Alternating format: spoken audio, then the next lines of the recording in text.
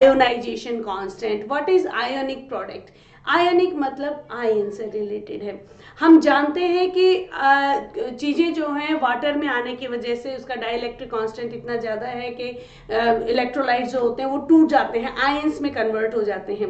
Water में भी self ionisation होता है, मतलब वाटर के मॉलिक्यूल्स भी आयंस में टूट जाते हैं। उसके बारे में हम लोग डिस्कशन करेंगे। और आयनिक प्रोडक्ट, फिर टूटने पे क्या प्रोडक्ट उनमें आते हैं और क्या उसकी कंसंट्रेशन होती है, इसके बारे में बात करने वाले हैं। ठीक है, तो आयोनाइजेशन कांस्टेंट ऑफ वाटर, अगर हम वाटर ले लें, वाटर लिक्विड प्लस वाटर, है ना, वाटर और वाटर मिलके ही तोड़ेंगे ना, चाहे तुम एक जगह लिख लो चाहे इसको दो जगह लिख लो, एक ही बात है।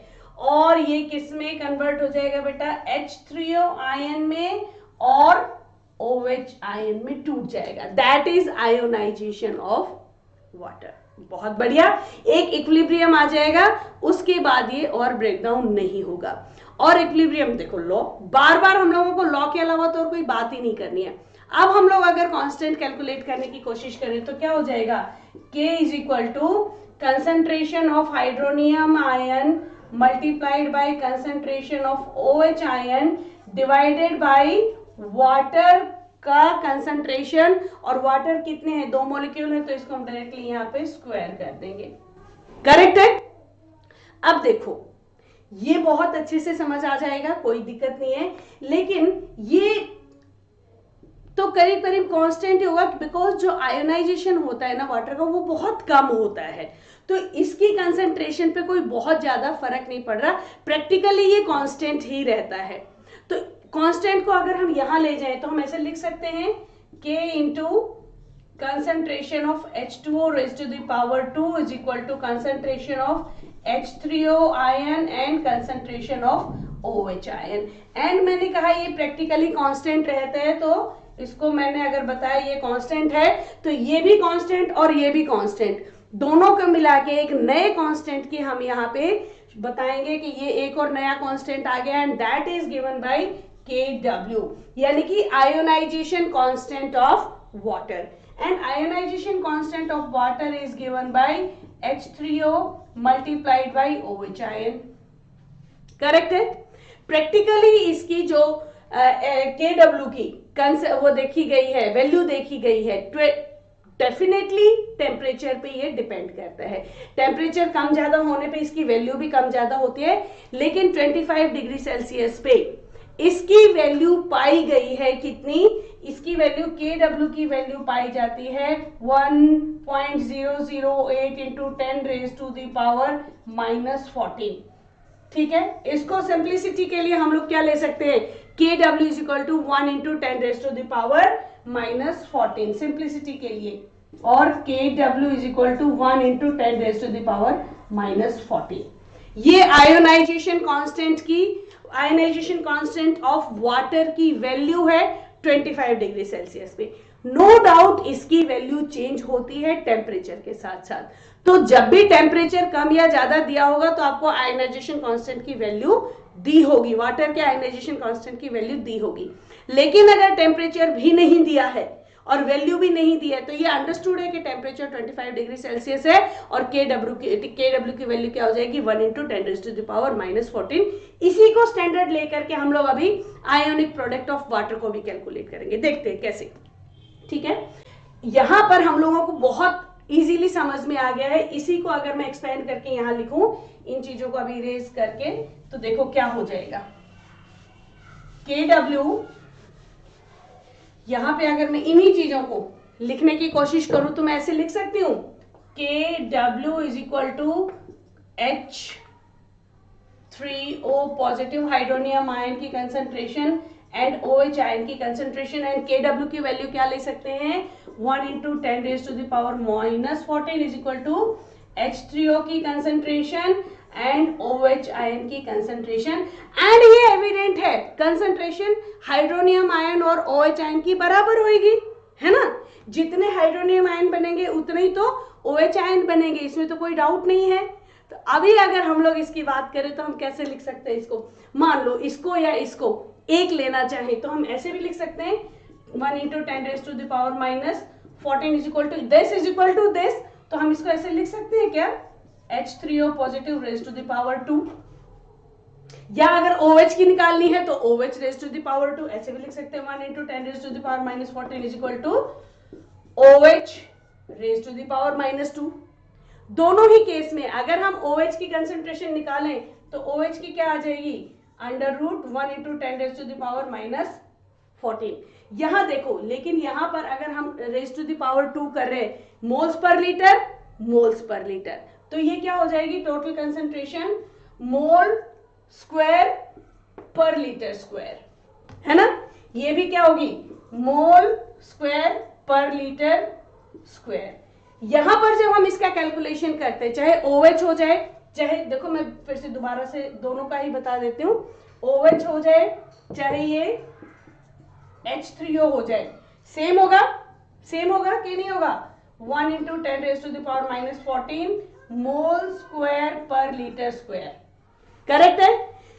ये हम लोग न्यूट्रल वाटर की बात करें, प्योर वाटर की, क्योंकि प्योर वाटर में concentration of OH ion is equal to concentration of H3O ion, hydronium और हाइड्रोक्सिल आयन बराबर है, ये और ये बराबर है, तो इसको निकालो चाहे इसको निकालो, दोनों सेम आएंगे। और क्या आएगा देखो जरा, अगर मैं इसी की बात करूं तो क्या आ जाएगा, 10 raise to the power -7 mole per litre आ जाएगा ना। मान लो मैं H3O की कंसंट्रेशन निकालती हूं तो that will be 10 raise to the power -7 mole per litre, यही OH की आ जाएगी, दैट इज बराबर है। वाटर में H आयन की कंसंट्रेशन और OH आयन की कंसंट्रेशन बराबर होती है प्योर वाटर में। तो यहां ये हमें पता चल गया है कि Kw यानी कि आयोनाइजेशन कांस्टेंट ऑफ वाटर की वैल्यू 25 डिग्री सेल्सियस पे इतनी है। देखो उसी लॉ को बार बार हम लोग यूज करके कर रहे हैं, आई सपोज ये अभी आप लोगों को क्लियर हो गया होगा। तो यहाँ पे एक चीज हमें ये पता चली, यहाँ लिख दूं Kw is equal to 1 × 10 raise to the power -14, ठीक है। एंड H आयन की concentration equal to OH ion की कंसंट्रेशन इक्वल्स कितना, 1 × 10 raise to the power -7 mole per litre, दोनों की बराबर है, किसमें, न्यूट्रल वाटर में। Very much clear. यहां पर ये वाली आयोनिक प्रोडक्ट आप लोगों को समझ में आ गया। आयोनिक प्रोडक्ट की कंसंट्रेशन क्या होगी, बिल्कुल सही, Kw की वैल्यू क्या है, बिल्कुल सही। यहां से हम लोग पीएच कैलकुलेशंस की बातें शुरू करते हैं, पीएच कैसे कैलकुलेट करेंगे, यहां तक समझ आ गया, वेरी मच क्लियर है। इसमें कोई डाउट है तो मेरे से एक बार पूछ लो, फिर हम पीएच की तरफ चलते हैं। It stands for potence of hydrogen, pH मतलब हाइड्रोजन आयन की पोटेंस यानी कि पोटेंशियल कंसंट्रेशन के बारे में बात करते हैं। इस जैसे ये pH है ना, ऐसे ही POH भी हो जाता है, ठीक है, एंड PKW भी हो जाएगा। P का मतलब ही होता है पोटेंस यानी कि power, PH power of hydrogen ion, POH power of OH ion. मतलब न्यूट्रल वाटर में अगर हम H आयन की कंसेंट्रेशन, देखो याद करो हम लोगों ने क्लास 10th में इस तरह से एक पीएच का चार्ट बनाया था, पीएच का चार्ट बनाया था ना क्लास 10th में, और मैंने आप लोगों को बताया था कि ये इस तरह से जाता है, ये है हाइड्रोजन आयन की कंसेंट्रेशन, ये है OH आयन की कंसेंट्रेशन, और वो जहां पर H आयन और OH आयन बराबर होते हैं। देखो ये मेरे से लाइन थोड़ी सी टेढ़ी खींची है तो इसमें कंफ्यूज मत होना, मैं फिर से दोबारा बना देती हूँ इसको, देखो इसको दोबारा बनाती हूँ। 10th क्लास में हम लोगों ने किया था क्या, ऐसे एक पीएच स्केल बनाया था हमने, पीएच स्केल, जिसमें हम कह रहे थे ये एक स्केल है जिसकी वैल्यू कहां से कहां वेरी करती है, 1 से लेके 14 तक, करेक्ट, 1 से लेके 14 तक वैल्यू है, और ये H आयन की कंसंट्रेशन का रीजन है, ये OH आयन की कंसंट्रेशन का रीजन है, और इन बिटवीन जहां पे H आयन कंसंट्रेशन और OH आयन कंसंट्रेशन बराबर हो जाती है, दैट इज 7। आज ये बताऊंगी कि ये 7 pH कैसे आया, या फिर 7 से कम कब होता है या 7 से ज्यादा कब होता है, इसके बारे में मैं आज तुम लोगों के साथ डिस्कस करने वाली हूँ। बड़ा मजेदार होगा, होता है तुम्हें मालूम है कैसे होता है, हाउ टू कैलकुलेट, वो आज बात बताऊंगी, ठीक है। इसको इरेज करते हैं एंड शुरुआत कर देते हैं। जो अभी अभी हम लोगों ने बात की थी, हमने अभी अभी बात की थी ना, देखो जरा, हमने एक बात अभी यहाँ पे की थी कि H आयन की कंसंट्रेशन और OH आयन की कंसंट्रेशन क्या होती है। देखो H3O पॉजिटिव और OH आयन की कंसंट्रेशन कितनी होती है, 1 इंटू 10⁻⁻⁷ मोल पर लीटर। करेक्ट है, अभी हमने बात की है इसके बारे में, मोल पर लीटर। ये होती है पानी की कंसंट्रेशन, न्यूट्रल पानी की कंसंट्रेशन जिसमें H और OH आयन बराबर हैं। अब देखना पोटेंस ऑफ हाइड्रोजन कैसे कैलकुलेट करते हैं। pH is calculated by minus log concentration of H ion। ये बस याद रख लेना, माइनस लॉग, ये याद रखना है आपने। इसको रखोगे अभी के अभी सब सॉल्व होने वाला है। देखो अगर मैं कहूं H आयन की कंसंट्रेशन कितनी है पानी में, 10⁻⁻⁷ मोल पर लीटर, उसको यहां पुट करो तो क्या हो जाएगा, pH is equal to minus log किसका, H आयन की कंसंट्रेशन कितनी है, 10 into -7 mole per litre. Correct है। अब देखो जरा क्या हो जाएगा इसका, इसको अगर हम यहां लेके आते हैं, सॉल्व करेंगे लॉग का, तो क्या हो जाएगा, pH इज इक्वल टू 7 बाहर आ जाएगा, माइनस माइनस प्लस हो जाएगा, 7 log 10, 7 log 10 वैल्यू क्या हो जाएगी, log 10 की वैल्यू 1 है, pH इज इक्वल टू किसका हो गया, pH इज इक्वल टू 7। ठीक है, कंसंट्रेशन मोल पर लीटर जब हमने लिखी है तो हम इसको ऐसे लिखेंगे, 10⁻⁻⁷ pH 7 आ गया। कैसे आया देखो जरा, यहीं पे अगर कंसंट्रेशन ज्यादा होती, मान लो से फॉर एग्जांपल मैंने इसमें एसिड मिला दिया और कंसंट्रेशन H आयन की, से फॉर एग्जांपल H आयन की कंसंट्रेशन हो जाती, ज्यादा हो जाएगा तो नेगेटिव की वैल्यू कम हो जाएगी ना, से for example 10⁻⁻⁻4 mole per litre हो गया, मोल पर लीटर हो गया, तब इस एसिड की कंसंट्रेशन कितनी होगी, जरा कैलकुलेट करो। देखो कैसे कैलकुलेट करेंगे, यहां पर ये pH कैसे कैलकुलेट हो जाएगा, pH is equal to minus log किसकी, 10⁻⁻⁴। कितना आ गया बच्चों, देखो ये कैसे हो जाएगा, pH is equal to minus minus plus 4 log 10 हो जाएगा ना, 4 log 10 एंड pH क्या हो जाएगा 4।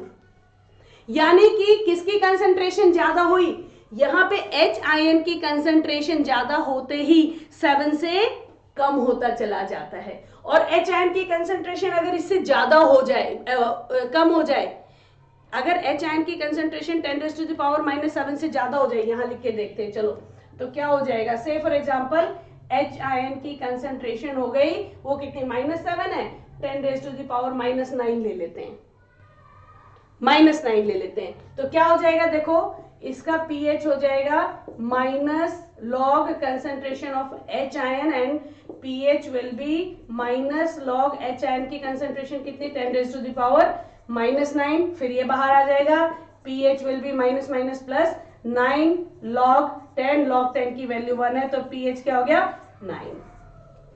देखो इस तरीके से हम लोग बहुत इजीली समझ सकते हैं इस चीज को कि जैसे ही pH कम या ज्यादा होता है किस वजह से हो रहा है, pH क्या है, pH is actually minus log concentration, अगर हम H आयन कर रहे हैं तो H आयन, अगर OH लेंगे तो OH आयन की कंसंट्रेशन, और हम लोग pH किससे कैलकुलेट करते हैं, H आयन की कंसंट्रेशन से।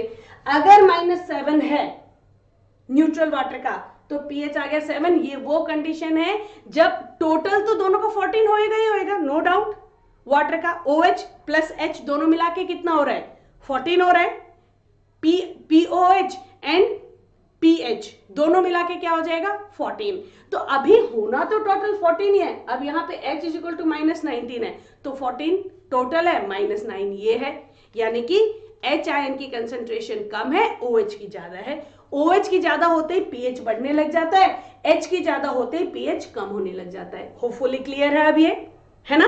अब इसको देखो, इसको POH, pH और pKw दोनों को 14 कैसे लेके आएंगे ये भी कैलकुलेट कर लेते हैं, एंड इसी पे रिलेटेड न्यूमेरिकल्स होते हैं। इस वाले कॉन्सेप्ट को अगर तुम अच्छे से क्लियर कर लेते हो तो इस चैप्टर के न्यूमेरिकल्स बहुत ईजी हो जाएंगे। इसी तरीके से आगे के टॉपिक्स भी जाएंगे, एसिड डालने से क्या होगा, बेस डालने से क्या होगा, वो चीजें भी यहीं पे इसी तरीके से कैलकुलेट की जा सकती हैं। ठीक है, अब देखो यहां अगर मैं इसकी बात करती हूं तो हमारे पास एक इक्वेशन है, वही ये वाली, यहां से शुरुआत करते हैं। Kw is equal to concentration of H3O ion and concentration of OH ion, correct है। अगर हम इसके बारे में बात करें, अगर हम दोनों तरफ का लॉग ले लें, taking log of both the sides, तो क्या हो जाएगा, log Kw is equal to log H3O ion into log OH ion. चलो इसको सॉल्व करते हैं, तो क्या हो जाएगा, ये log Kw is equal to log H3O ion plus log OH ion, ऐसे ही हो जाएगा ना लॉग सॉल्व करते टाइम। अब देखो माइनस लॉग H3O क्या होता है, pH। अगर मैं यहां पे फिर से यहां लिख देती हूं pH is equal to minus log H ion, ठीक है। इसी तरह से अगर मैं POH बोलूं, POH हो जाएगा तो minus log OH ion, correct है। अगर मैं K बोलूं, PKW बोलूं, यहां पे P लगा दूं, तो क्या हो जाएगा, ये PKW is equal to minus log P minus log KW, correct है। यहां पे इनकी वैल्यूज को एक्सचेंज कर देते हैं, लॉग H आयन की जगह PH, यहां पे माइनस लॉग H आयन है तो ये क्या हो जाएगा, ये हो जाएगा minus PKW is equal to ये क्या हो जाएगा माइनस PH, और ये क्या हो जाएगा माइनस POH हो जाएगा। माइनस माइनस ले लो कॉमन, अभी क्या हो जाएगा PKW is equal to PH and minus POH। And PKW क्या होता है, देखो जरा, KW की वैल्यू क्या थी, यहां सॉल्व करूं, यहां सॉल्व करती हूं, देखो यहां, ठीक है, जगह है यहां पे भी। हाँ, KW क्या था अपने पास, KW is equal to 10 raised to the power minus 14 था ना, 10 raised to the power minus 14, तो PKW क्या हो जाएगा, that will be PKW is equal to minus log KW and PKW will be minus log KW की value क्या है 10 raised to the power minus 14, तो PKW क्या हो जाएगा 14 log 1, that is PKW is equal to 14, आ गया, correct है। तो PKW is 14 is equal to PH plus POH, done. ये वाली चीज आप लोगों ने हमेशा याद रखनी है, pH plus POH is equal to 14। अब अगर आपको pH 5 गिवन है, pH 5 गिवन है, तो POH निकल जाएगा कि नहीं निकल जाएगा, 14 minus 5 POH। अगर आपको POH गिवन है तो pH निकल जाएगा। दिस इज रियली इंपॉर्टेंट, इसको आपने याद रखना है। ये बहुत बार रिएक्शन आपको न्यूमेरिकल्स में डायरेक्टली नहीं यूज करना आएगा, ये न्यूमेरिकल्स में डायरेक्टली नहीं यूज करोगे, लेकिन आपको क्योंकि पता है कि हम लोग इसको क्या करेंगे, एक दूसरे से रिलेट कर सकते हैं। हो सकता है आपको H आयन की कंसंट्रेशन निकालने के लिए दे दी जाए, OH आयन की कंसंट्रेशन दे रखी है, तो उससे आपको मालूम है ये क्या है 14 है, इससे आप सॉल्व कर दोगे, करेक्ट। नहीं बेटा माइनस नहीं, ये माइनस नहीं, ये भी प्लस होगा, सॉरी प्लस होगा ना, माइनस माइनस हमने सारे कॉमन ले लिए। PKW is equal to PH plus POH। इसको दोबारा से एक बार फिर से बता देती हूँ, देखो मैं यहीं से, ठीक है, यहां हम लोग क्या कर लेंगे, ये हो जाएगा आपका PKW is equal to PH plus POH, and PKW हमारा कितना निकला है, यहाँ पे हमने सॉल्व किया अभी, that will be PKW is 14 is equal to PH plus POH, total मिला के PH plus POH is equal to 14। ये आया समझ में अभी, क्लियर। इससे हम लोग बहुत सारे न्यूमेरिकल्स सॉल्व करने वाले हैं, बहुत मजा आने वाला है न्यूमेरिकल वाले पार्ट में। आई सपोज ये वाला आप लोगों को क्लियर हो गया है ना, मजा आ गया, ready, healthy, happy, that is it. ये बहुत सिंपल सी चीजें हैं, ये एक बार आपको आ जाती है तो चीजें बहुत क्लियर हो जाती हैं, और अगर ये नहीं आएंगी तो चीजें गड़बड़ हो जाएगी।